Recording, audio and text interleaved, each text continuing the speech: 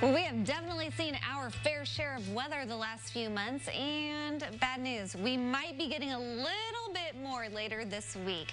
In today's Ask Your Meteorologist with Jack Gerfen, he's going to let us know what we need to prepare for.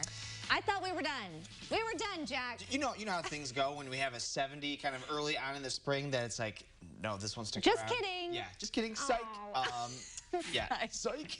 We've got a little bit of some snow on the way here for us by tomorrow night going into Friday morning. Now, are we talking just a dusting, or are we talking like this could actually have a little accumulation behind it? There could be a little accumulation out of this one. I think that it's out of all the things that we saw in February, this would be by far like very easily manageable, but it's still just more of like, you know, a nuisance. The nuisance, yeah. I like the big English class word juxtaposition. You know, we're in the 70s over the weekend, and now we've got some snow on the way. What? Juxtaposition. You know, how it's like total opposite.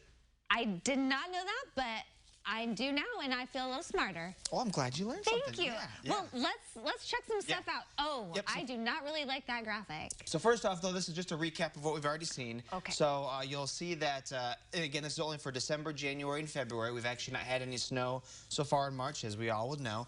But as of right now, we are all caught up after one of the latest snows we've ever had. We're all caught up right now, which is good. You know, we got to have the normal amount of precipitation, even if you don't like the snow. We need to have, again, getting close to normal, so we're good there. But you'll see, though, on Friday that our snow amounts are going to be a little heavier, closer to I-55, and the general trend here is for everything to start pretty late in the evening Thursday night. So a lot of us are going to be actually pretty cloudy for just a lot of Thursday. And then as we go into late Thursday night, early Friday morning, we've got that snow beginning to push on through. The temperatures aren't very cold. You know, they're in the middle and upper 20s. So the road crews, they'll be out. They'll be easily, this will definitely be an easily managed system for sure. And you also see, too, that this is over a long period of time. So this is 8 o'clock in the morning. Now it's noon, 4 o'clock. So it's going to fall over a long duration, and it's not going to be very heavy either. And so because of that, it really shouldn't be too bad for us driving around on Friday. So our students out there shouldn't be looking forward to a snow day. Correct. The Friday morning commute's probably a bit more impacted than the evening one, but even still, as you'll see here with our numbers, we're only going with, in that teal zone there, that light blue zone, around 1 to 2 inches, and then everywhere else is around an inch. So you also, let's say you get 2 inches and you divide that over, you know, over 12 hours. I mean, it's really not coming down hard at all. So very easily manageable system here with this. It's just a nuisance. Yes. Well, and then hopefully this is it.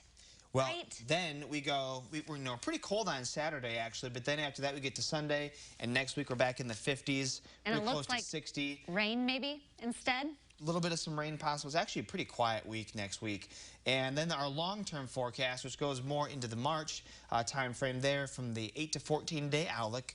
It's warmer than normal, and it's also fairly dry, or fairly close to normal, if not even a little bit above normal. So very well looking at probably a pretty warm midsection of March. So would you say March is coming in like a lamb?